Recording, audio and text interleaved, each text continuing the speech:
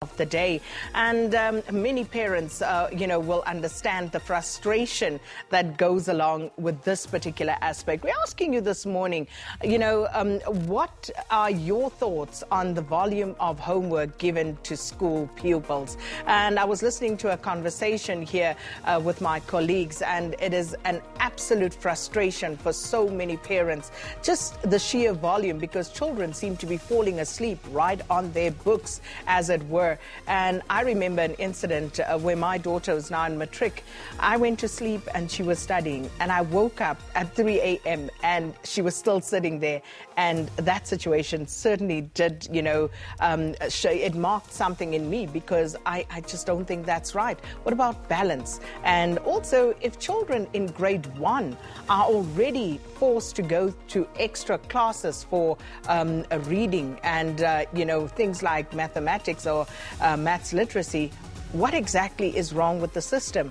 But of course, those are secondary questions to the one we are asking you to opine on this morning, which is your thoughts on the volume of homework given to school pupils. And you can get in touch with us at Morning Live SABC or hashtag Morning Live and WhatsApp voice notes 081 732 8421. That's how you can send us your thoughts. All right, let's take a look at the stories of the day now. So, former Deputy Finance Minister SABC Jonas, he will testify before the State Capture Commission. Jonas was one of the first people to spill the beans on state capture by going public with his claims that he was offered the Finance Minister position and 600,000 cash at the initial instance to replace Nhlanhla Nene, and a further payment of 600 million rand. And then several students have been evicted from their accommodations due to non-payment, and these were students at TVET colleges, and they've not been paid their NSFAS grants for the year as yet. We also look at the expired food and counterfeit goods that are sold by Pakistani spazas in the townships. And Consumers Department of Health and the Department of Small Business Development will all speak about this, and also SARS Customs.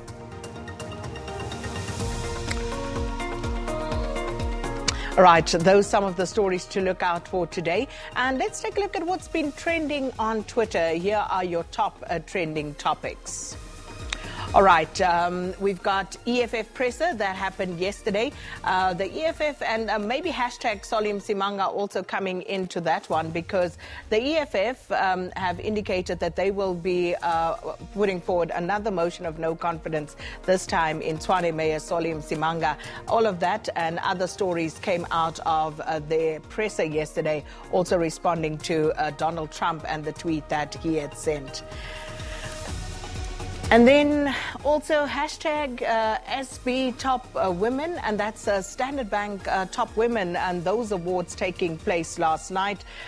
Former First Lady Zanele Mbeki was honored there, and another former First Lady also there, Mrs. Mutlante, and many women being recognized for the achievements that they have made in various fields thus far. And hashtag Trump, well, we didn't expect that to go away in a hurry, and South Africans are still pretty much outraged for the most part. There are those, of course, who say that it's a good thing that Donald Trump and the United States in particular have now taken a note of this particular issue, but the majority of South Africans really not having any of what Donald Trump was on about there.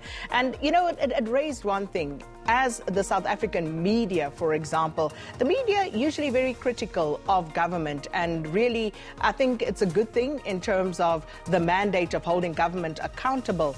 But when it came to the crux, the media came out almost in unison in condemning that tweet by Donald Trump. And I guess the patriotism came to the fore very strongly yesterday. So do let us know what your thoughts are throughout the morning. Hashtag Morning Live on all the various issues. Well, let's find out from Rob Byrne what's happening on